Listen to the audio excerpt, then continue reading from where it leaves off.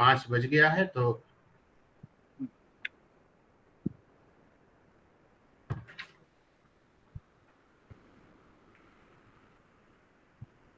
आज के वक्ता श्री अनिमेष आनंद, विशिष्ट वक्ता, प्रसिद्ध कवि, आलोचक और संस्कृत कर्मी श्री अशोक वाजपेयी जी, विभाग प्रभारी डॉक्टर जैनेन्द्र कुमार, आज के कार्यक्रम के संचालक करण कुमार शर्मा और दीपिका अवस्थी, और GSTS 3 में शामिल सभी विद्यार्थी श्रोतागण, आप सभी का मैं डॉक्टर राजेश राव, संयोजक GSTS, हार्दिक स्वागत और अभिनंदन करता हूं।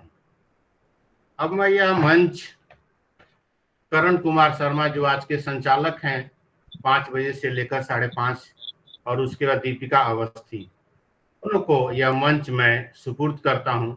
मैं करण कुमार शर्मा जी को आमंत्रित करता हूं कि वह कार्यक्रम को आगे बढ़ाएं। जी, करण कुमार शर्मा। धन्यवाद सर। क्या मेरी आवाज सभी तक आ रही है? एकदम आपकी आवाज आ रही है। ठीक है सर, मैं शुरू करता हूँ। वक्त से लड़कर जो नसीब बदल दे, इंसान वही जो अपनी तकदीर बदल दे। कल क्या होगा ये कभी मत सोचो, कल क्या होगा ये कभी मत सोचो, क्या पता कल वक्त खुद अपनी तस्वीर बदल दे। आज के इस GSTS के तीसरे व्याख्यान में उपस्थित सभी लोगों को मेरा सादर प्रणाम। आज के हमारी कार्यक्रम के सर्वप्रशंसित मुख्य अतिथि श्री अशोक वाजपेयी एवं हमारे कॉलेज के सम्मानित प्रोफेसर डॉक्टर राजेश राव और हमारे कॉलेज के सभी साथियों को का स्वागत है। जैसा कि हमें ज्ञात है कि आज हमारे बीच स्नातक वक्ता अनिमेष आनंद एवं विशिष्ट अतिथि अशोक वाजपेयी जी उपस्थित हैं, जो संबंधित विषय तुलसीदास की भक्ति भावना पर अपने विचार रखेंगे। तो मैं स्नातक वक्ता को आमंत्रित करने से पहले तुलसीदास के एक दोहे से इस व्याख्यान सत्र का आगाज करता हूँ। तुलसी ममता राम की, समता सब संसार, राग ना रोष ना दोष दुख, दास भये भव पार। आप अनिमेष आनंद वर्तमान में दयाल सिंह कॉलेज दिल्ली विश्वविद्यालय के द्वितीय वर्ष के हिंदी विशेष के छात्र हैं। आपने अपनी प्रारंभिक शिक्षा DAV public school Munger Bihar से की है। आपकी रुचि नई चीजों को जानने में है और आप खाली समय में कविताएं और कहानियां भी रचते हैं। अतः आपसे अनुरोध है कि विषय तुलसीदास की भक्ति भावना पर अपने विचार रखें। धन्यवाद।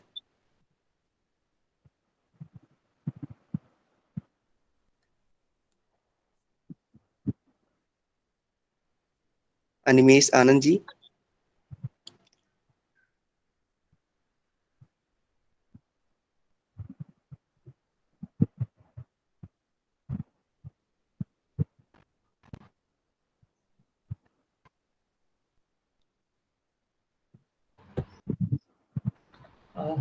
आवाज जा रही है मेरी? हाँ ठीक है, आपकी आवाज आ रही है। धन्यवाद करण। सबसे पहले तो विशिष्ट वक्ता अशोक वाजपेयी सर का हमारे GSTS में स्वागत है। साथ ही राजेश राव सर और सभी साथियों को मेरा सादर प्रणाम। क्योंकि कुछ तकनीकी कारणों की वजह से मैं कैमरा ऑन नहीं कर पाऊंगा सर, तो यदि आपकी आज्ञा हो तो मैं अपने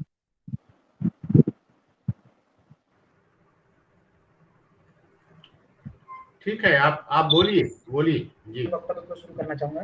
जी सर, आवाज जा रही है मेरी? हाँ अभी।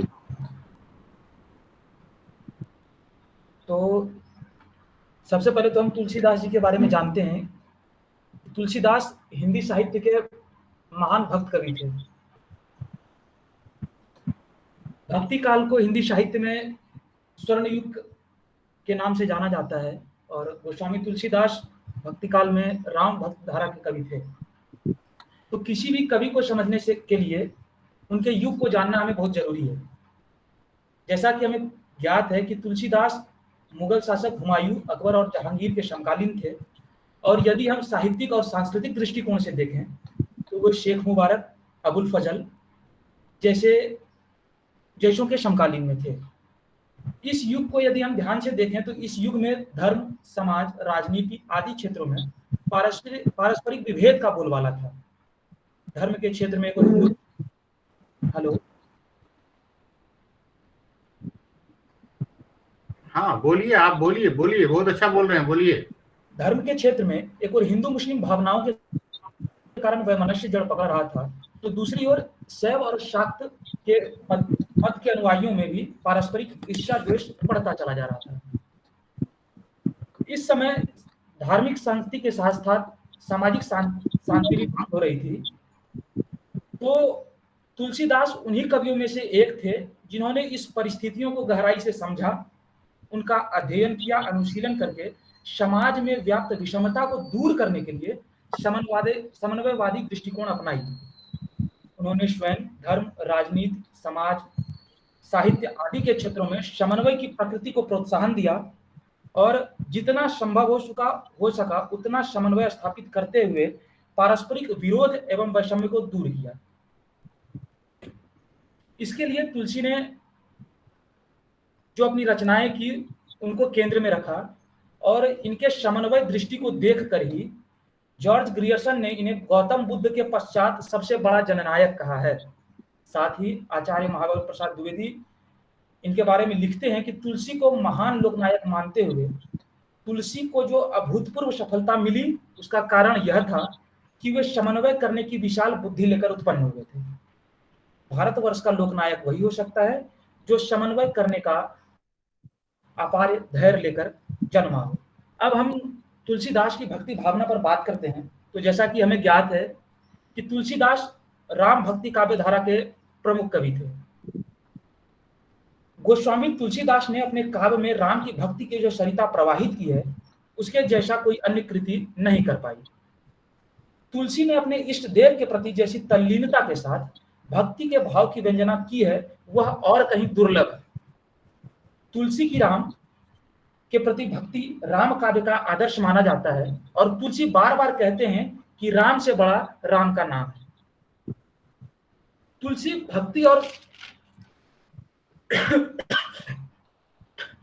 तुलसी ने राम के रूप में एक ऐसे आदर्श नायक की परिकल्पना की जो कि भारतीय संस्कृति एवं सभ्यता के आदर्श एवं जीवंत प्रतिमा है। वे धर्म एवं नैतिकता के मानदंड हैं। वे सर्वगुण संपन्न, सर्वशक्तिमान और शीलवान नायक के रूप में प्रतिष्ठित हैं। तुलसी ने अपने सभी काव्य ग्रंथों में राम के प्रति भक्ति भाव व्यक्त किया है। उन्हें राम का एकनिष्ठ एवं अनन्य भक्त कहा गया है। तुलसी ने चातक को प्रेम और भक्ति का आदर्श मानते हुए लिखा भी है कि राम भरोसे एक बल, एक आश विश्वास, स्वाति सलिल रघुनाथ जस, चातक तुलसीदास। इसका यदि हम अर्थ समझें तो तुलसीदास जी कहते हैं कि मुझे अपने इष्ट श्री राम पर पूरा भरोसा है। एक ही बल, एक ही आशा और एक उन्हीं पर अटूट विश्वास है। ठीक वैसे ही जैसे कि भगवान श्री रघुनाथ जी यदि स्वाति नक्षत्र का जल हैं तो तुलसीदास चातक पक्षी की तरह है। इसे हम यदि सामान्य अर्थ में समझें तो तुलसीदास कहते हैं कि जैसे एक चातक स्वाति नक्षत्र की एक बूंद के लिए मतलब इंतजार करता है और वह अगर उसको हम समुद्र में भी भेज दे तो वहां का पानी भी वह नहीं पीता है, वह पानी पीता है तो स्वाति नक्षत्र की जो पहली बूंद बरसती है उसी को पीता है। तो तुलसीदास यहाँ ये कहते हैं कि उनको सिर्फ राम पर भरोसा है। उनका भव उनको जो है इस संसार रूपी सागर से बस राम ही निकाल सकते हैं। अब यदि हम तुलसीदास की भक्ति को देखें तो तुलसी की भक्ति दास्य भक्ति की भक्ति है। वे अपने प्रभु को स्वामी एवं स्वयं को सेवक मानते हैं। उन्होंने स्वयं को श्री राम का दास माना है। उन्होंने अपने प्रभु के सामने स्वयं को दीन, अधम, लघु माना है। वे दास्य भक्ति, उनकी दास्य भक्ति का जो स्वरूप है वह उनके निम्नलिखित पंक्तियों से हमें पता चलती है। वे लिखते हैं, सेवक सेव भाव बिनु भवना तरु उर्गार भजहु राम पद पंकज अस सिद्धांत विचार। इसमें तुलसीदास जी गरुड़ जी से बात करते हुए दिखते हैं और बताते हैं उनको कि मैं सेवक हूं और भगवान मेरे सेव हैं। मतलब तुलसीदास गरुड़ जी से कहते हैं कि मैं श्री राम का सेवक हूं और श्री राम मेरे स्वामी हैं। इस भाव के बिना यह माने कि श्री राम मेरे स्वामी हैं और मैं स्वामी का सेवक हूं, मैं इस संसार रूपी समुद्र से पार नहीं पा सकता, अर्थात मैं इस समुद्र से पार नहीं पा सकता। ऐसा सिद्धांत विचार कर श्री रामचंद्र जी के चरणों कमलों का भजन कीजिए। अर्थात वो गरुड़ जी को भी कहते हैं कि हे गरुड़ जी, आप भी इस विचार को अपने मन में डालिए और आप भी इस विचार से, इस सिद्धांत को पाकर आप भी श्री रामचंद्र जी का भजन करिए। इसके बाद हम देखते हैं, आपको पता भी है कि तुलसीदास तुलसीदास की जो भक्ति थी वो नवधा भक्ति के प्रारूप में थी, और तुलसीदास ने सगुण और निर्गुण में कोई भेद नहीं किया। इस भेद को बताते हुए उन्होंने लिखा है कि सगुण ही अगुण नहीं कुछ भेदा, गावा ही मुनि पुराण बुध भेदा। अर्थात सगुण निर्गुण में कुछ भी भेद नहीं है, और यह हमें पता चलता है, यह मुनि, पंडित, वेद और पुराण सभी ऐसा कहते हैं। तुलसीदास ने भक्ति भावना और ज्ञान को भी समन्वयात्मक दृष्टिकोण से दिखाकर उसमें भी उसके बीच भी जो विषम परिस्थितियां थी उनको बांटने का प्रयास किया, और उन्होंने लिखा भी है कि भगत ही ज्ञान ही नहीं कछु भेदा, उभय हर ही भव संभव खेदा। अर्थात भक्ति और ज्ञान में कोई भेद नहीं है, ये दोनों ही संसार में जो भी विषमता है, जो भी क्लेश उत्पन्न होती है, भक्ति और ज्ञान के द्वारा ही उस विषमताओं को पाटने का काम करते हैं, उन विभेदों को पाटने का काम करते हैं। इसके साथ वो उनकी जो राम की भक्ति है, तुलसीदास की जो राम की भक्ति है, वह अनन्य रूप की भक्ति है। जैसे तुलसी ने राम के प्रति अपने अपनी भक्ति को दिखाया है, वह कहीं और नहीं दिख पाता है। तुलसी लिखते हैं कि काम ही नारी प्यारी जिमी, लोभ ही प्रिय जिमीदार, तिमी रघुनाथ निरंतर, प्रिय लगहु मोहि राम। अगर इसका अर्थ हम जाने तो वो कहते हैं कि तुलसीदास कहते हैं कि जैसे कामी पुरुष को स्त्री प्रिय लगती है और लोभी मनुष्यों को जैसे धन प्यारा लगता है, वैसे ही मुझे मेरे राम प्यारे हैं। हे राम, आप निरंतर मुझे प्रिय लगते हैं, और मैं आशा करता हूं कि आप मुझे ऐसे ही हमेशा की तरफ प्रिय लगेंगे। इसके बाद हम अगर देखें तो जैसा कि मैंने बताया कि राम समन्वयात्मक दृष्टि की ओर अग्रसर थे, तो उन्होंने शैव और वैष्णवों के प्रति जो उस समय क्षमताएं थी उनको भी उन्होंने पाटने का काम किया, और उन्होंने शिव के मुंह से कहलवाया है कि सोई मम इष्ट देव रघुवीरा, सेवत जाहि सदा मुनि धीरा। अर्थात श्री रघुवीर मेरे इष्ट देव हैं, जिन्हें सभी ऋषि मुनि संत भक्त भी अपने इष्ट देव मानते हैं। इसमें क्या है कि इसमें तुलसीदास जी ने शिव को भी श्री राम का भक्त बताया है। तो इसके बाद हम आते हैं, जो मैंने बताया आपको बीच में बताया था कि तुलसीदास नवधा भक्ति की ओर अग्रसर थे। तो नवधा भक्ति क्या होता है, थोड़ा उसको हम जान लेते हैं। नवधा भक्ति का एक श्लोक है जिसमें जो भक्ति के जो नव प्रारूप है उनको बताया गया है। उसमें लिखा गया है कि श्रवणम कीर्तनम विष्णु, स्मरणम पाद सेवनम, अर्चनम वंदनम दास्यम, सख्यमात्म निवेदनम। मतलब नवधा भक्ति की जो 9 प्रारूप हैं उसमें पहला प्रारूप श्रवण का आता है, दूसरा कीर्तन का आता है, तीसरा स्मरण का आता है, चौथा पाद सेवन का आता है, उसके बाद अर्चन, वंदन, दास और सख्य भक्ति आता है। तो हम लोगों को पता है कि तुलसीदास की जो भक्ति भावना थी वो दास भक्ति थी। तुलसी अपने आप को राम का सेवक मानते थे। तुलसी के लिए राम उनके स्वामी थे और तुलसी उनके सेवक थे। तुलसी अपने आप को कभी भी राम से प्रेम के रूप में संलग्न नहीं करते हैं, जैसे हम सूरदास को कृष्ण के साथ देखते हैं कि वहां सख्य भाव दिखता है। तुलसी वहां जो है सूर का वो कृष्ण के साथ सख्य भाव दिखता है, वहां प्रेमालिंगन दिखता है। लेकिन यहाँ हमेशा श्री राम को तुलसी ने आदर्श रूप में रखा है। तुलसी ने श्री राम को जो हमारे समाज में दिखाया है वह एक आदर्श रूप में दिखाया है, और ये उनको एक आदर्श मनुष्य के रूप में दिखाया है कि एक आदर्श मनुष्य कैसा होता है और समाज में एक मनुष्य को कैसा होना चाहिए। तो इन्हीं के साथ मैं अपने वाणी को विराम देना चाहूंगा। धन्यवाद। धन्यवाद अनिमेश जी। अगर किन्हीं को कोई प्रश्न पूछना है तो आप आमंत्रित हैं।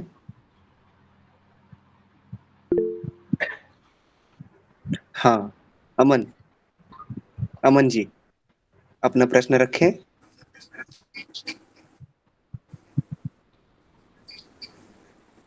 सबसे पहले सभी को नमस्कार। आज का कार्यक्रम निसंदेह बहुत अच्छा हुआ। जिस तरह से अनिमेष जी ने तुलसीदास की भक्ति भावना पे बात कही वो बहुत ही अच्छा था। मेरा प्रश्न अनिमेष जी से है कि तुलसीदास के अंदर अत्यधिक भक्ति नहीं देखने को मिलती है, मतलब वो भक्ति में ज्यादा लीन है। एक जगह वो सुंदरकांड में कहते हैं कि शिव के मुख से कहलाते हैं कि उमा न कछु कपि के अधिकाई, प्रभु प्रताप जो काल खाई। ऐसा हनुमान जी के लिए कहा गया है वहां पे कि काम भले ही हनुमान जी ने किया है, लेकिन वो तुलसीदास कहते हैं कि ये प्रभु की प्रभुताई है जिसके कारण से वो ये काम संपन्न कर पाए हैं। तो ये अत्यधिक लीनता नहीं दिखाई। एक बार फिर से प्रश्न रिपीट करेंगे भाई। अमन जी एक बार फिर से प्रश्न को दोहराओगे प्लीज। मेरा प्रश्न बस इतना ही है कि तुलसीदास अपने भक्ति में अत्यधिक लीन नहीं नजर आते हैं।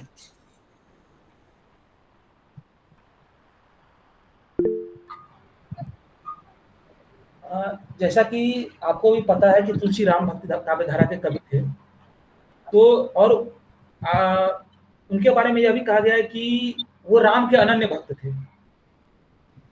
जब देखिए आप कि आपको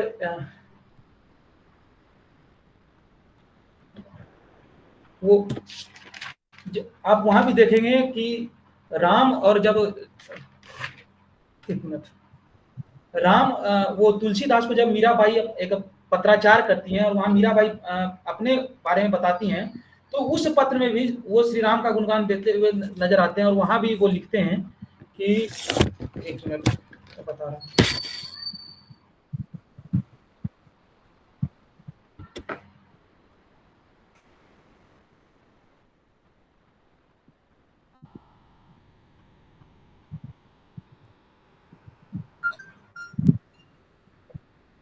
जाके प्रिय न राम वैदेही तजिए ताही कोटि बरेसम यद्यपि परम स्नेही।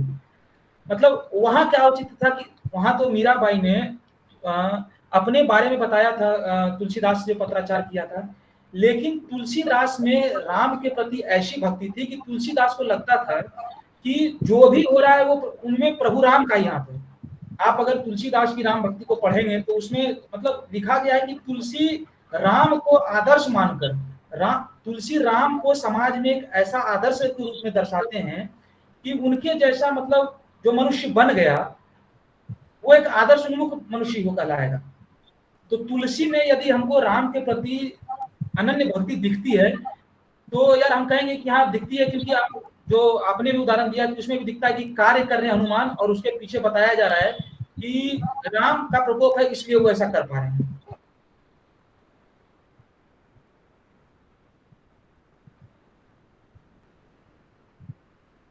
करण और प्रश्न आमंत्रित करिए अगर किन्हीं को और। आशुतोष हाँ आशुतोष कुमार जी। कुछ प्रश्न आज के समय के वर्तमान के सबसे बड़े पोएट, सबसे बड़े कवि अशोक जी इस मंच पर हैं। कुछ प्रश्न आपके लिए रहे, अशोक जी सारे प्रश्नों का समाधान करेंगे जी। हाँ आशुतोष। अनिमेष, मेरा प्रश्न था कि जो तुलसी की भक्ति भावना है, जो दास्य भक्ति भावना है, जो जीवात्मा परमात्मा के ऊपर आश्रित है, तो क्या आज के समय में वो प्रासंगिक है? जो भक्ति का रूप है कि जो जीवात्मा है वो परमात्मा पे ही डिपेंडेंट है, और उस तरह की जो भक्ति है वो भक्ति का स्वरूप। यदि हम तुलसी की दास्य भक्ति को देखें तो आज के समय में तो वो उतना प्रासंगिक नहीं रहा है जितना उस समय में ये प्रासंगिक था, क्योंकि उस प्रासंगिकता निर्भर करती है समय पे, क्योंकि उस समय का उस काल का समय कैसा था जिस कालखंड में तुलसी थे। तुलसी चूंकि तुलसी की भक्ति भावना जो है वो उस कालखंड से ये थी। तुलसी का भक्ति भावना का प्रकोप जो है वह कहीं ना कहीं तुलसी के अंदर उस कालखंड को देखकर हुई थी। तो यदि हम यह कहें कि तुलसी की जो दास्य भक्ति भावना थी वह इस समय भी प्रासंगिक होगी, तो यह कहना मतलब बिल्कुल सही नहीं होगा मेरे हिसाब से।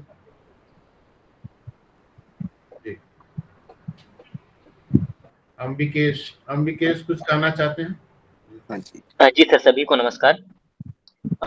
मैं एक छोटी सी टिप्पणी करना चाहूंगा। मैंने भी थोड़ा सा तुलसी का साहित्य पढ़ा है जो कि बहुत बृहद है।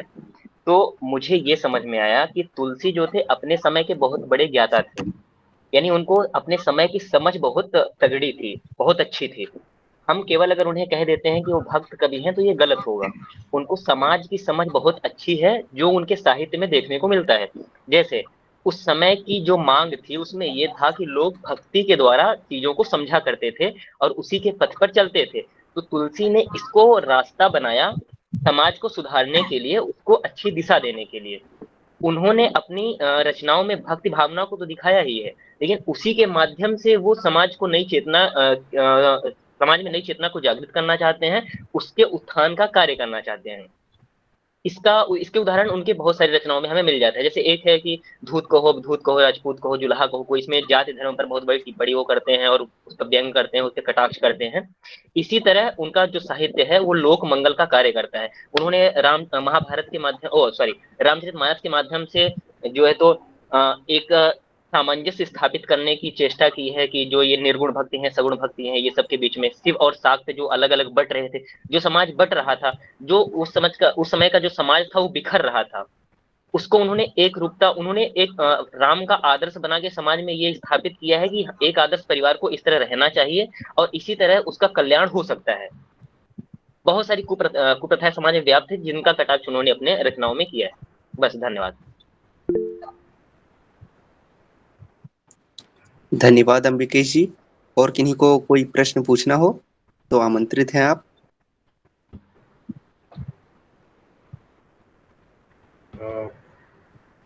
हम लोग अशोक जी को सुनना चाहते हैं, तो दीपिका करण, आप दीपिका को आमंत्रित करिए।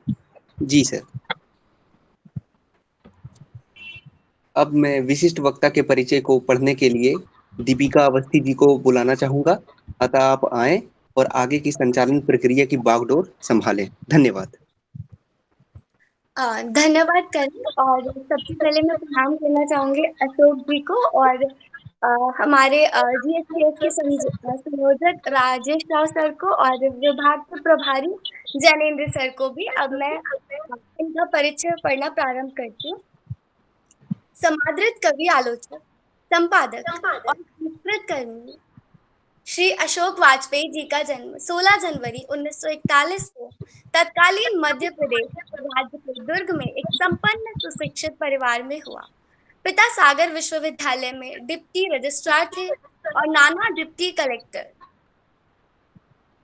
जी कोई कुछ कह रहा है? नहीं, आप बोलिए, अच्छा बोल रही हैं, बोलिए। जी सर। आपकी आरंभिक शिक्षा लालगंज सरकारी विद्यालय में हुई, फिर इंटर और बीए की परीक्षा सागर विश्वविद्यालय से पास की। एमए की पढ़ाई सेंट स्टीफन कॉलेज दिल्ली से की और फिर दयाल सिंह कॉलेज दिल्ली में अध्यापन कार्य किया। आपने आईएएस की परीक्षा 1965 में पास की। आपके प्रशासनिक जीवन का एक लंबा समय मध्य प्रदेश, विशेषकर भोपाल में बीता, जहां आपने राज्य के संस्कृति सचिव के रूप में भी सेवा दी और कार्यालय के अंतिम दौर में भारत सरकार के सांस्कृतिक विभाग के संयुक्त सचिव के रूप में दिल्ली में कार्य किया। आपने महात्मा गांधी अंतर्राष्ट्रीय हिंदी विश्वविद्यालय वर्धा के प्रथम उप कुलपति और ललित कला अकादमी के अध्यक्ष के रूप में भी कार्य किया। आपका पहला कविता संग्रह शहर अब भी संभावना है 25 वर्ष की आयु में 1966 में प्रकाशित हुआ। तब से आपके 1 दर्जन से अधिक काव्य संग्रह और उतने ही काव्य संचयन प्रकाशित हो चुके हैं। आपकी कविताओं के अनुवाद विभिन्न भारतीय और विदेशी भाषाओं में प्रकाशित हुए हैं। आपकी पहली आलोचना कृति फिलहाल 1970 में प्रकाशित हुई और तब से आपकी 1 दर्जन से अधिक आलोचना एवं निबंध कृतियां प्रकाशित हो चुकी हैं। आपकी प्रतिष्ठा एक संपादक की भी रही है, जहां आपने कई पत्र पत्रिकाओं, कृतित्व, व्यक्तित्व, कविताओं संग्रहों और रचना संचयनों का संपादन किया। आपको काव्य संग्रह कहीं नहीं वहीं के लिए 1994 के साहित्य अकादमी पुरस्कार से सम्मानित किया गया। आप एक संस्कृत कर्मी और आयोजक के रूप में भी विशिष्ट उपस्थिति रखते हैं।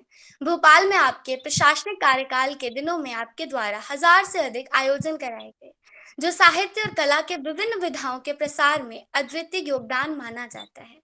वर्तमान में आदरणीय अशोक वाजपेयी जी रजा फाउंडेशन के तत्वाधान में साहित्य, कला और संस्कृति के सवालों के द्वारा समाज और देश की सृजनात्मक सेवा कर रहे हैं। सर ने 3 से 4 दशकों से साहित्य सृजन का काम कर रहे हैं और इनके इतने लंबे जीवन को चंद शब्दों में इतनी जल्दी बोल पाना बहुत आसान नहीं था, इसलिए भूल चूक के लिए माफ कीजिएगा सर। धन्यवाद। दीपिका, अशोक जी को आप आमंत्रित करिए वक्तव्य के लिए। हाँ जी सर, अब आप आइए और अपने ज्ञान से हमें अनुग्रहित कीजिए। और उसके पहले समीक्षा मैम, डॉक्टर समीक्षा ठाकुर मैम का भी स्वागत करिए, वो जुड़ी हुई हैं। मैम आपका बहुत बहुत स्वागत है और धन्यवाद, आप आई और इस कार्यक्रम में आज भी जुड़ी हैं। धन्यवाद, धन्यवाद अशोक जी। नमस्कार अशोक जी। जी मैम नमस्ते। मैम नमस्ते। हाँ नमस्कार। और दीपिका, अब आदरणीय अशोक जी को आमंत्रित करिए वक्तव्य के लिए।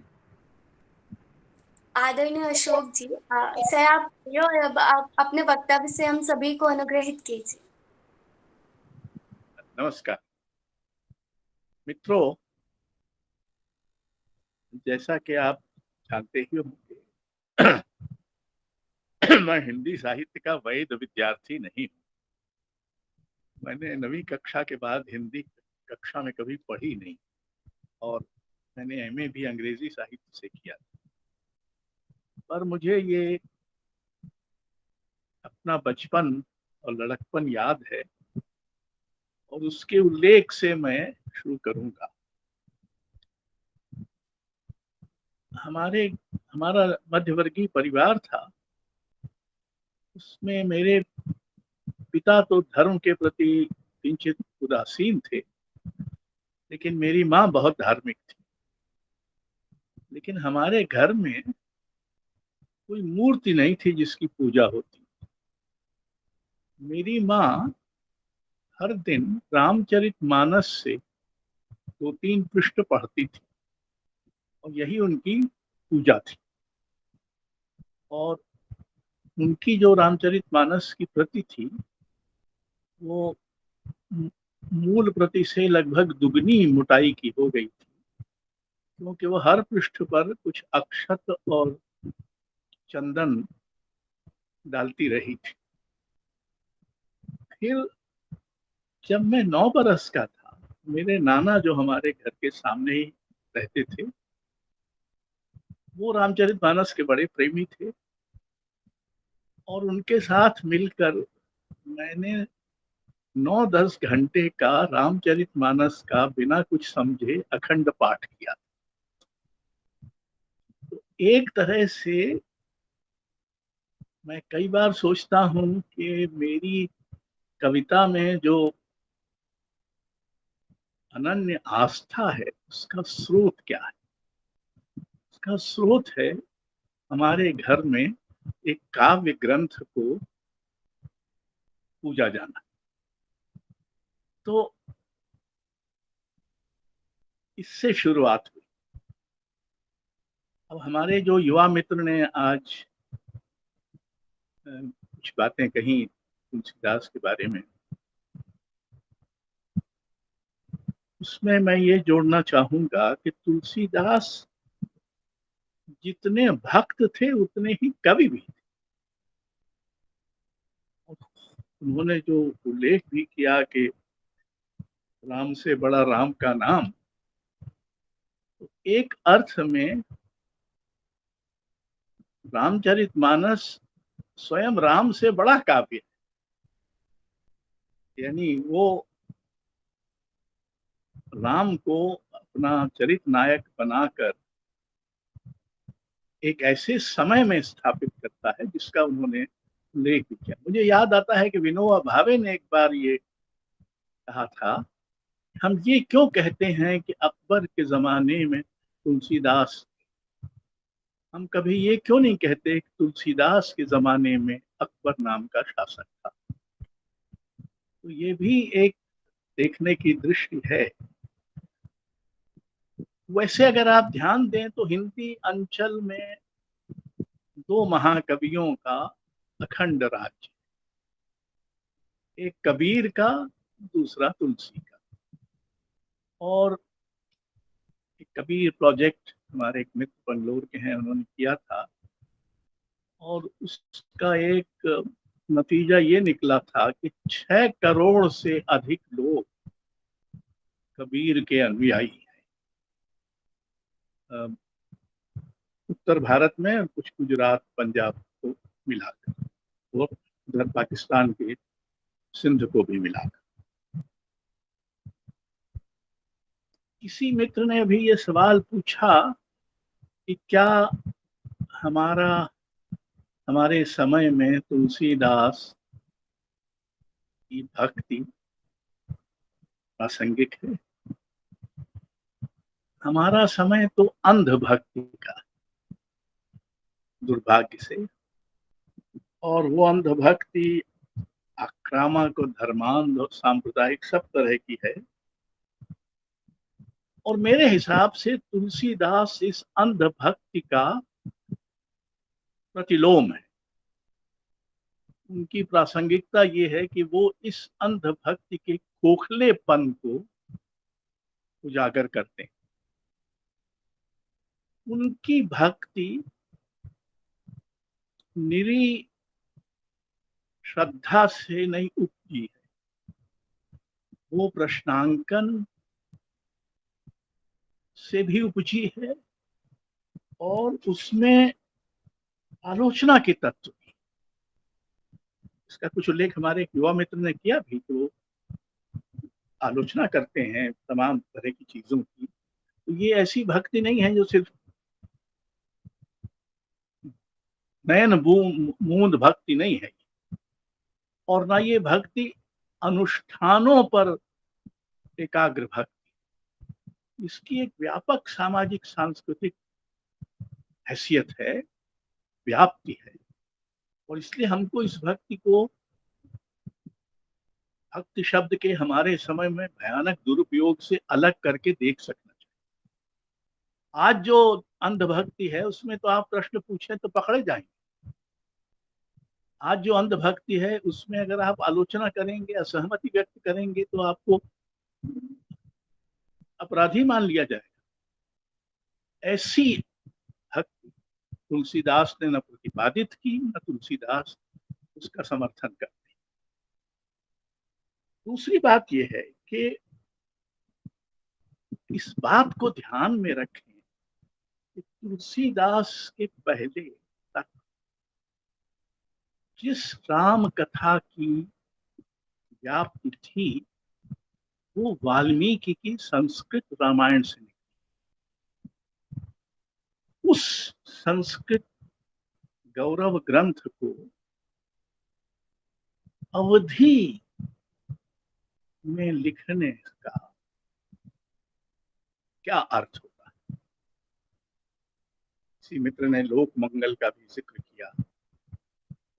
वो लोक मंगल लोक भाषा में ही संभव था। वो संस्कृत की अपेक्षाकृत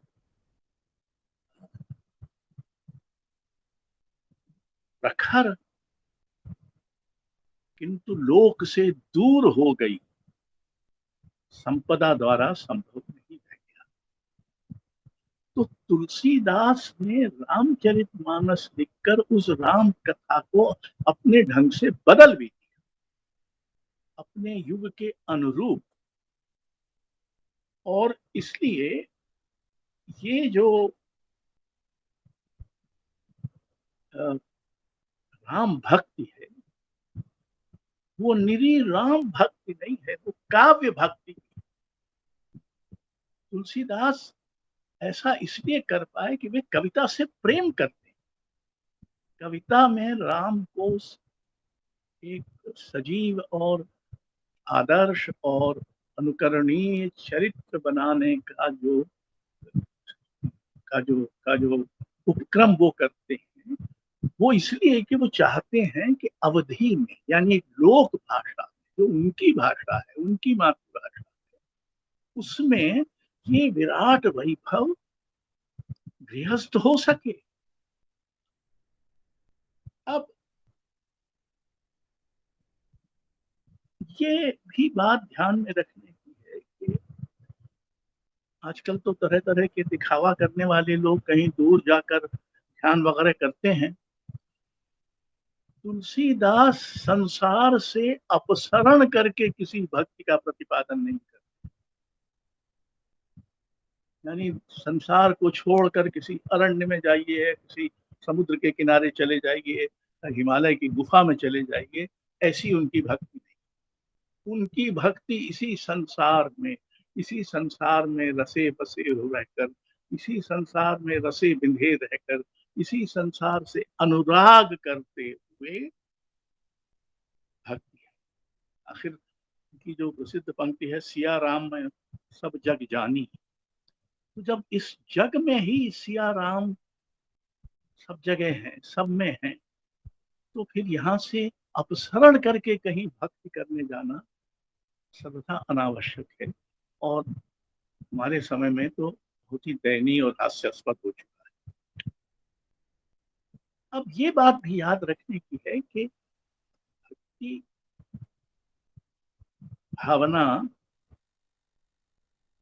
उनका केंद्रीय तत्व है, लेकिन इसके साथ साथ बहुत सारी और भावनाएं का भी संगुम्फन है।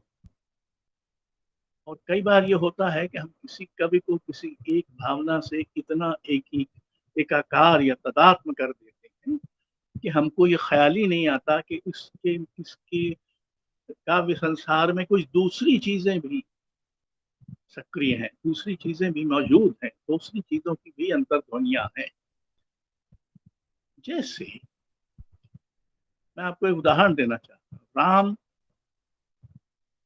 लंका विजय करके अयोध्या लौटते हैं और राज सिंहासन पर बैठते हैं।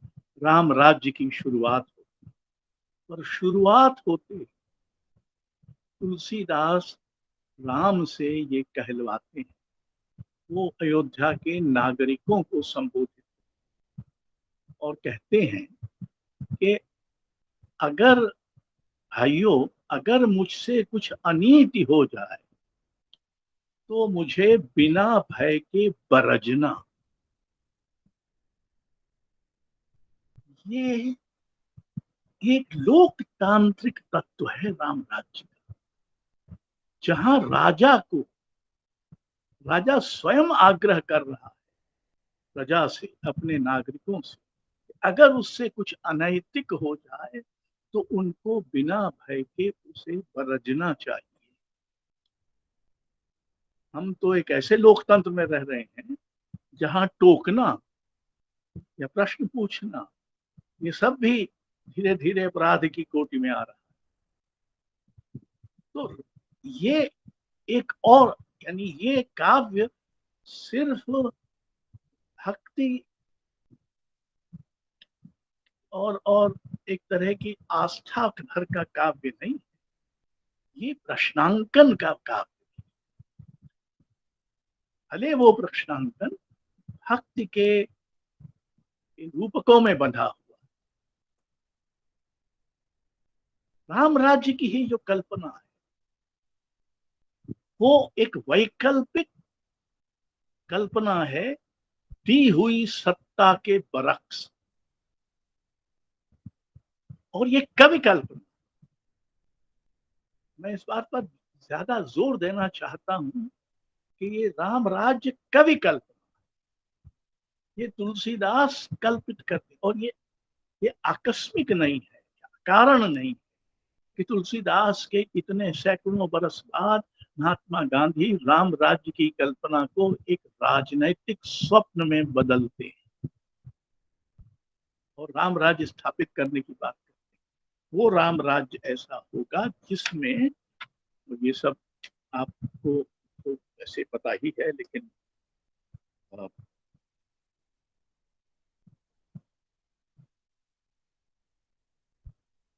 दै राम राज्य का वर्णन जो उत्तरकांड में है, दैहिक दैविक भौतिक तापा, राम राज नहीं काहुई व्यापा, सब नर करें परस्पर प्रीति, चलहि स्वधर्म निरत श्रुति नीति। सब लोग ऐसा करेंगे, ये नहीं कि कुछ लोग करें। राम राज्य की कल्पना में एक लोकतांत्रिक समता का मूल्य प्रस्तावित है। यही नहीं है, अगर आप ये भी एक सोचने की बात है कि हम तुलसीदास को इस बात का बहुत तीखा एहसास है कि वो कली काल में राम कथा कह रहे हैं, यानी उनका कलियुग का बोध भी बहुत प्रखर है। और आप जानते हैं कि उन्होंने कलियुग का वर्णन जो किया है,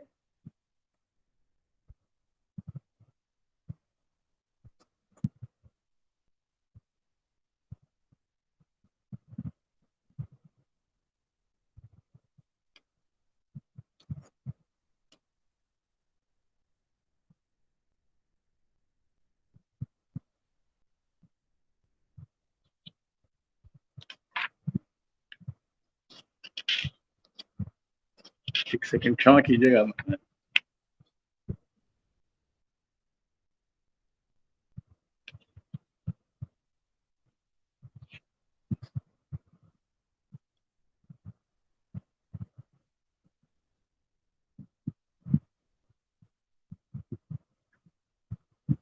बहरहाल तो अभी मिल नहीं रहा है संदर्भ। फिर तुलसीदास के यहाँ गहरी सौंदर्य चेतना, वो सुंदरता को अलक्षित नहीं करते, चाहे वो प्रकृति की सुंदरता हो या मनुष्यों के संदर्भ में।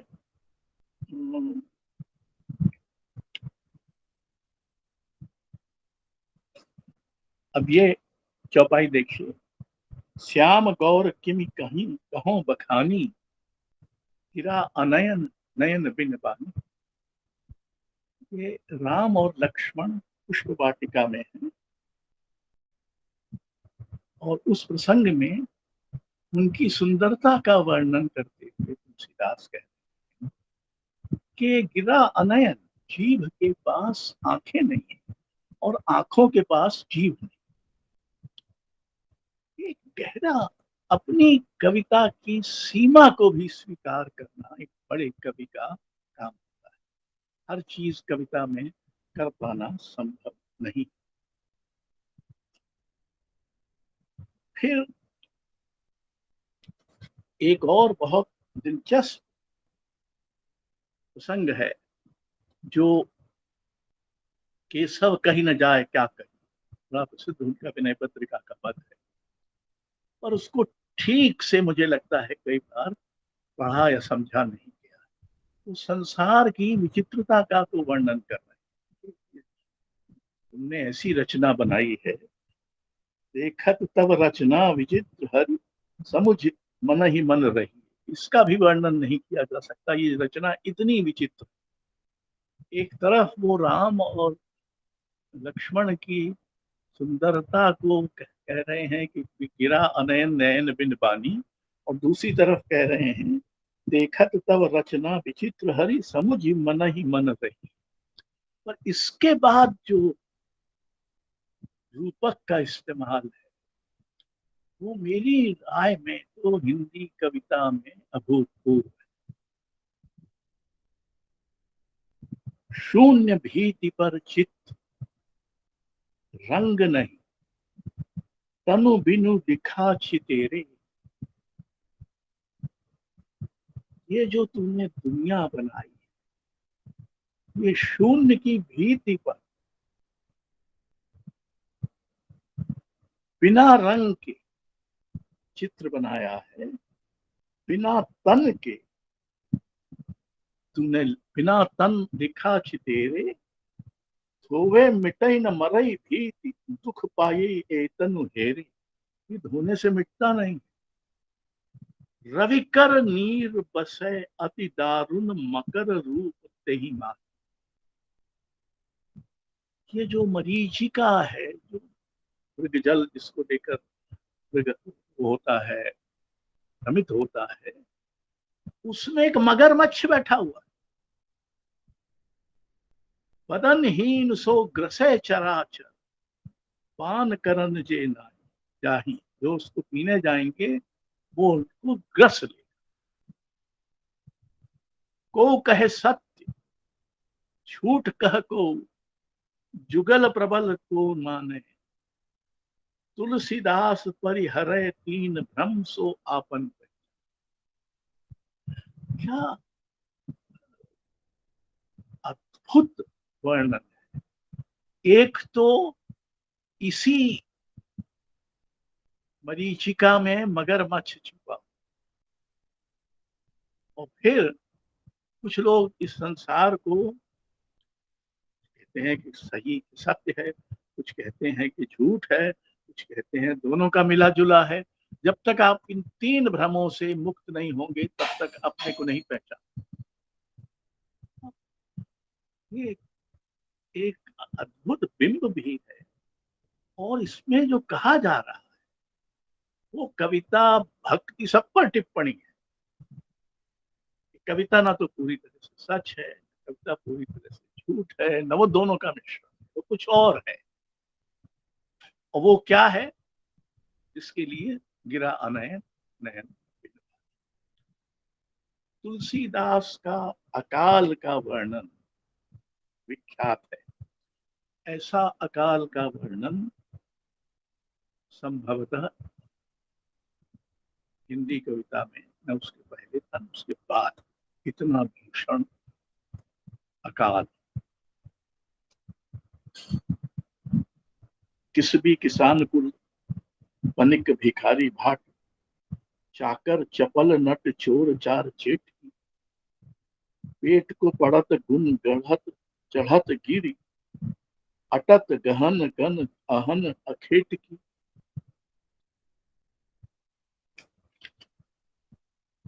ऊंचे नीचे करम धर्म अधर्म कर, पेट ही की बचत बेचत बेटा बेट की। तुलसी बुझाई एक राम घन श्याम ही है, आगे बड़ी वागिन बड़ी है आगे बड़ी बड़ वागिन ते बड़ी है आग पेट की। ये तथाकथित और भक्त में महदूद किया जाने वाला कवि कह रहा है कि बड़वाग्न की आग से भी पेट की आग अधिक प्रबल और प्रखर चलाने वाली हो। इसी मित्र ने इसका उल्लेख, कोई कवि बड़ा नहीं हो सकता अगर वो आत्मालोचन न करे। और तुलसीदास ने तो जो आत्मालोचन किया। तुलसीदास को बनारस के उच्च भ्रू ब्राह्मण समाज ने खारिज किया था। किंवदंती तो ये है कि रामचरितमानस की प्रति ही गंगा में फेंक दी गई थी और फिर वो तैर कर ऊपर आई। तुलसीदास वहां से छोड़कर अयोध्या में बसे और उसका ये पद है जो प्रसिद्ध है। धूत कहो अवधूत कहो, रजपूत कहो जुल्हा कहो को,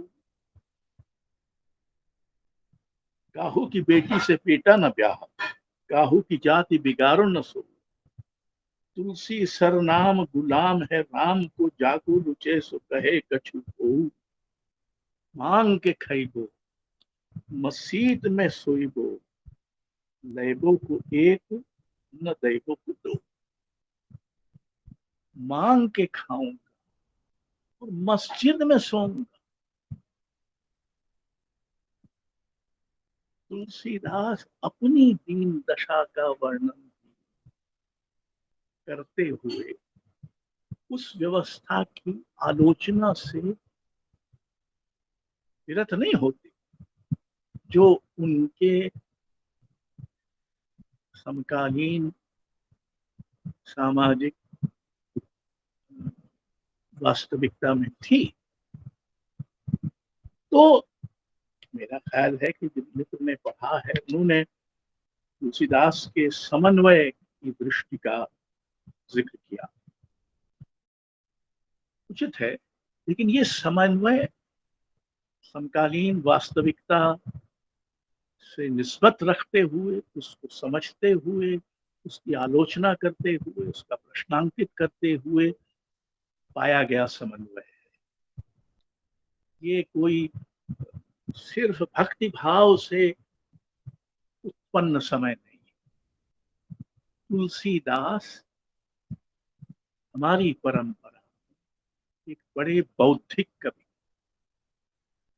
और अक्सर बुद्धि और भक्ति के बीच एक तरह का बैर माना जाता है, लेकिन तुलसीदास इस द्वैत को अतिक्रमित करते हैं।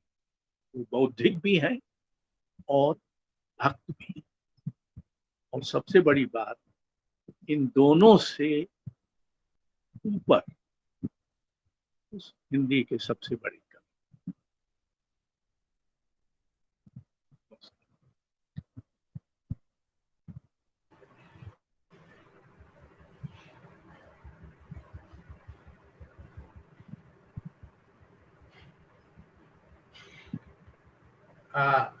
दीपिका, अभी हम लोगों के पास 7 से 8 मिनट है, आप प्रश्न आमंत्रित कर सकती हैं। जी सर। सबसे पहले तो सर आपका बहुत बहुत धन्यवाद इतने अच्छे व्याख्यान के लिए। प्रश्न आमंत्रित हैं, जिस किसी को जो कुछ भी पूछना है सर से अपने हाथ रेस कर लीजिए।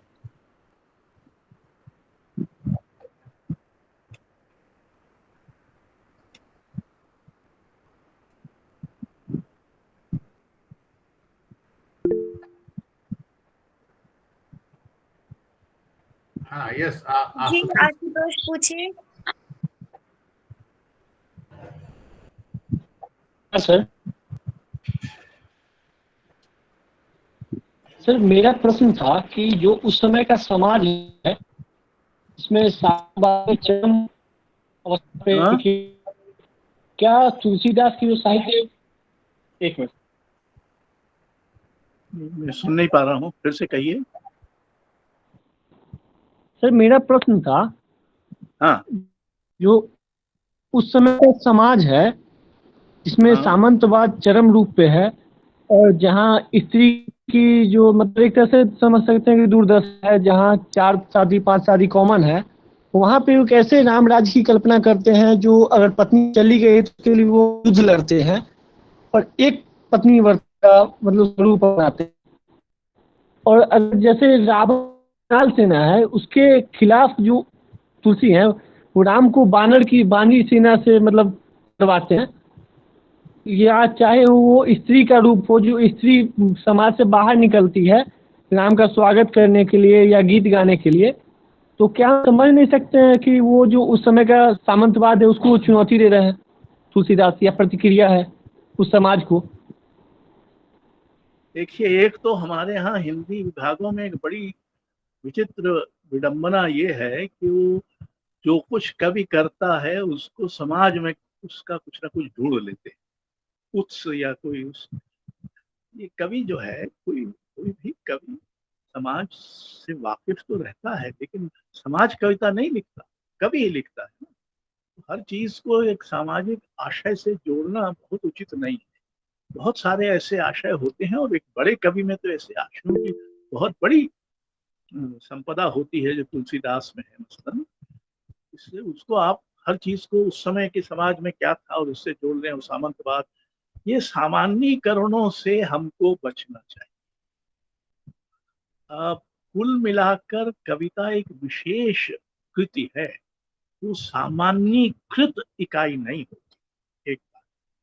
दूसरी बात, बहुत सारे सामाजिक पूर्वग्रह हर व्यक्ति को उत्तराधिकार में मिलते हैं, कुछ उसको मिलते हैं, कुछ वो अपना लेता है, और उनमें से हो सकता है कि कुछ पूर्वग्रह निराधार हों और कुछ पूर्वग्रह काफी पिछड़े किस्म के लगते हों आज, तो इस बात को भी ख्याल में रखना चाहिए। और कवियों के अपने पूर्वग्रह भी होते हैं, तो वो स्वयं अपनी प्रतिभा से, अपने अनुभव से अर्जित करते हैं, और जरूरी तौर पर हर अनुभव सामाजिक अनुभव नहीं होता। एक बात। दूसरी बात कि तुलसीदास की इस बारे में एक जमाने में बड़ी निंदा होती थी कि उनके जो चारित्रिक कथन है, कोई नृप होए हमें कहानी, तो मंथरा कहती है, या शूद्र क्या ढोल पशु नारी, ये सब ताड़न के अधिकारी, इत्यादि इत्यादि, ये सब लांछन उन पर लगते रहे। और तुलसीदास को भक्तिभाव से नहीं पढ़ना चाहिए, आलोचकी दृष्टि को सजग रखकर, सक्रिय रखकर ही पढ़ना चाहिए। और अगर उनमें कुछ ऐसा है जो इस समय से बेमेल जान पड़ता है, समय के साथ वो अब स्वीकार नहीं होगा, तो ये भी बात स्वीकार करनी चाहिए और कहना चाहिए। लेकिन जिस बात को ध्यान में रखना चाहिए कि भले तुलसीदास की भूमिका एक तरह से उपदेशक की भी हो गई, लेकिन तुलसीदास कवि थे, उपदेशक नहीं। बीच बीच में कभी कभी उपदेश भी कर देते होंगे, जैसे कई कवि कर देते हैं कि हम जीवन जगत संबंधी कुछ आपको बताते हैं। ऐसा क्या है जीवन जगत संबंधी जो हम आपको बताएं? इसका क्या अधिकार है? कौन सा नैतिक या साहित्यिक या सांस्कृतिक अधिकार है कि हम आपको उपदेश दें? किसी को नहीं है एक अर्थ में।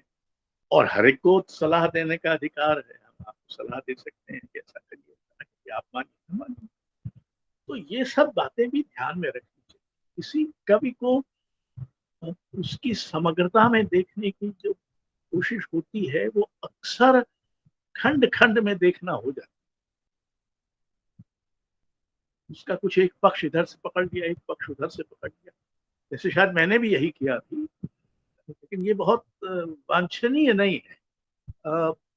इसको ध्यान में रखना चाहिए कि तुलसीदास प्रथमतः अंततः कवि, और हर कवि में कुछ ना कुछ ऐसा आपको मिल सकता है जो अब बासा पड़ गया हो या जिसको खारिज किया जाना चाहिए, तो जरूर करिए, कोई दिक्कत नहीं। लेकिन उससे तुलसीदास की महानता क्षत विक्षत या घायल नहीं हो। ठीक उसी तरह से जैसे तुलसीदास की भक्ति भावना, उसमें प्रश्नांकन और आलोचना के तत्वों को मिलाने से खंडित नहीं। सर, ये आशुतोष कुमार का प्रश्न रामविलास शर्मा के लेख से प्रभावित है। हाँ। साहित्य में सामंत विरोधी मूल्य, ये पाठ्यक्रम में शामिल है थर्ड ईयर के। जी अच्छा। जी जी, तो ये होगा, मेरे ध्यान में नहीं है, लेकिन मुझे ये सब हर ये कई बार मुझे लगता है कि एक बड़ा भारी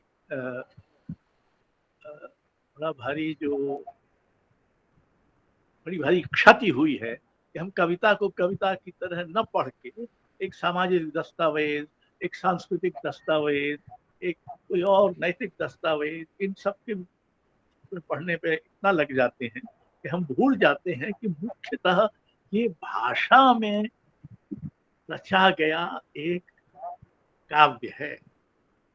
ये सब संभवतः उसके तत्व कुछ होंगे उसमें, लेकिन वो तत्व उसके काव्य होने को अतिक्रमित नहीं कर सकते, न करने देना चाहिए। जी, और समय हो गया है। अंतिम प्रश्न शायद अंबिकेश करने वाले हैं, उसके बाद समापन। सर, अमन का प्रश्न था। जी, किसका? अमन का था शायद, उनका हाथ उठा था। अमन जी आप अंतिम प्रश्न है, समय हो गया है जी। जी सर। अमन जी हाँ प्रश्न करिए जी। नमस्कार सर, मेरा प्रश्न ये है कि तुलसीदास के अंदर कौन सा दर्शन का प्रभाव देखने को मिलता है। मुझे इस विषय पे संशय है, और ये संशय तुलसीदास के ही दो चौपाई को लेकर है, जहाँ एक तरफ तो वो कहते हैं गो गोचर जह लगी मन जाई, तह लगी माया जानेहु भाई। इसमें मायावाद देखने को मिलता है। वहीं दूसरी तरफ वो कहते हैं कि ईश्वर अंश जीव अविनाशी, चेतन अमल सहज सुख राशि। इसमें विशिष्टाद्वैतवाद देखने को मिलता है। तो इस संशय को दूर करें सर। देखिए, मैं नहीं समझता कि तुलसीदास एक दार्शनिक थे, जिस अर्थ में शंकराचार्य दार्शनिक थे या कोई और लोग दार्शनिक। और कवि को ये अधिकार है कि वो कई अनेक दार्शनिक अभिप्रायों का उपयोग यथावसर करे, और कई बार ऐसा करने से कुछ उलझन या विरोधाभास पैदा होते हैं। कोई भी कवि, और उसमें कबीर जैसे निर्गुण कवि भी शामिल हैं, कोई भी कवि संसार की सगुणता से कभी अपसरण या इनकार नहीं कर सकता।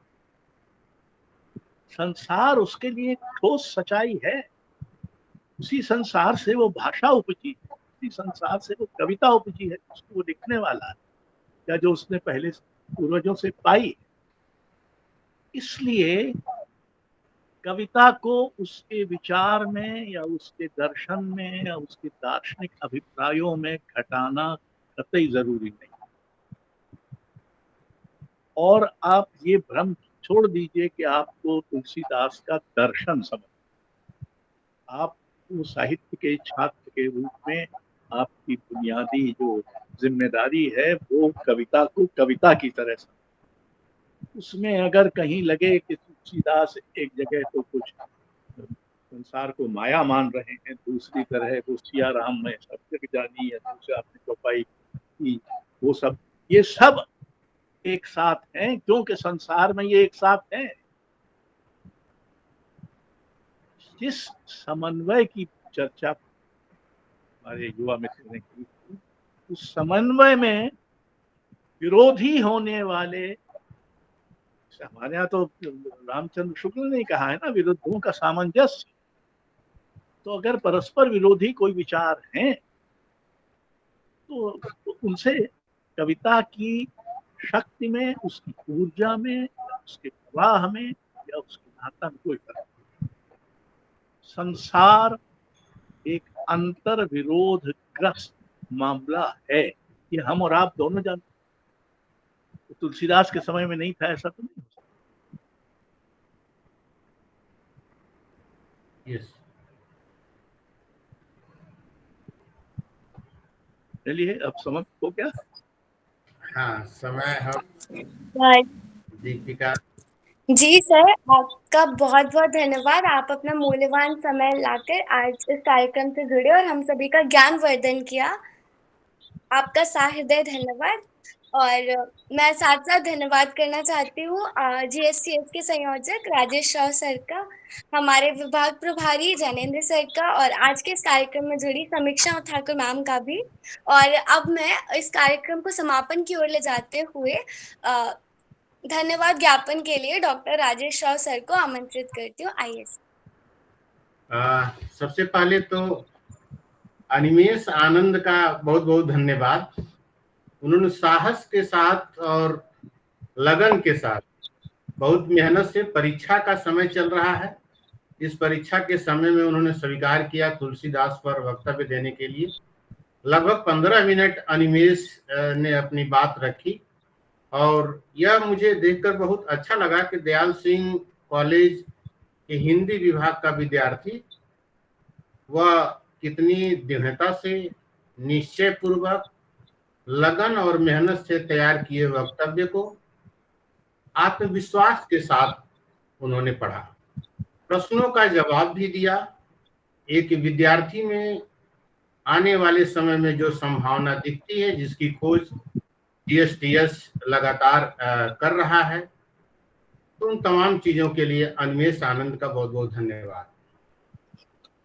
इस पूरे प्रोग्राम को संचालित करने में जिन युवा साथियों का और संचालन करने में उनका विशेष शुक्रिया।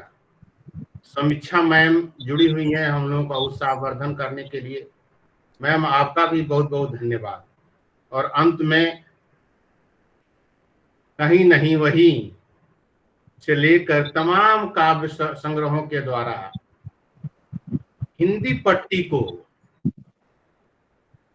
अपने कवि के रूप में, आलोचक के रूप में, संस्कृत कर्मी के रूप में लगातार जनतांत्रिक बनाने वाले, हमें समय के विपरीत भी रहते हुए सच बोलने वाले और साहस के साथ तमाम विपरीत परिस्थितियों में खड़े होने वाले, सच्चे अर्थों में जो कवि का दर्जा जिसको दिया जाना चाहिए आज के समय में, वह आंतरिक रूप से मैं अशोक जी को मैं पसंद करता हूं और देता हूं। अशोक जी ने जिस तरीके से तुलसीदास को समझने की दृष्टि दी कि तुलसीदास एक कवि हैं और वह बुद्धि और भक्ति का समन्वय है। मैं तो यह भी मानता हूं कि तुलसीदास बाहरी दुनिया में जितना रमे हैं, उससे ज्यादा उनका जो आंतरिक मन है, जिसकी अभिव्यक्ति रामचरितमानस के द्वारा व्यक्त हुई है, दोहावली के द्वारा व्यक्त हुई है, यह तमाम रचनाओं के द्वारा व्यक्त हुई है। अगर खोजा जाए तो तुलसी के राम जो विराट व्यक्तित्व के धनी हैं, असल में तुलसी के अंदर का जो हृदय है वह विराटता से भरा हुआ है, मानवीय भावनाओं से भरा हुआ है। मनुष्य की जो स्पंदन की जो संवेदनशीलता की जो ताप है, जो गहनता है, वह तुलसीदास में है। और अशोक जी को सुनकर जिस भाव के साथ तुलसी को समझने की, जिस बुद्धि के साथ तुलसी को समझने की, जिस संसार में रहते हुए कवि को कवि की तरह समझने की दृष्टि अशोक जी ने दी, अशोक जी आपका बहुत बहुत साधुवाद। और हम लोगों को मार्ग प्रशस्त हुआ है तुलसी को इस तरीके से समझने की। हम लोग तो एमए के स्नातकोत्तर के समय से आपको सुनते हुए आ रहे हैं, और इस आग्रह के साथ मैं समापन करूंगा, धन्यवाद दूंगा कि जब ये जुलाई में ये सत्र शुरू होगा तो हम आपको सुनेंगे। आपकी कविताओं को हम लोग नहीं सुन पाए हैं आज, क्योंकि तुलसी को समझना था। तो ये आवेदन दयाल सिंह कॉलेज हिंदुस्तान आपसे कर रहा है कि जुलाई के सत्र, जुलाई और दिसंबर का जो सत्र है, आप आएंगे और हम लोगों को ऐसे ही लाभान्वित करेंगे। आपको देखना और आपको सुनना, मैं व्यक्तिगत तौर पर आपको जानता हूं, आप जितने बड़े कवि हैं वैसे ही आंतरिक मन भी आपका वैसा ही कोमल है। तो बहुत बहुत साधुवाद अशोक जी। आप स्वस्थ रहें, प्रसन्न रहें। जब हम लोग आपको निमंत्रित करें तो आप जैसे आपने स्वीकार किया है, ऐसे ही लघुता को भी जो आपने सम्मान दिया, इसके लिए बहुत बहुत शुक्रिया, बहुत बहुत धन्यवाद जी। प्रणाम सभी को। नमस्कार।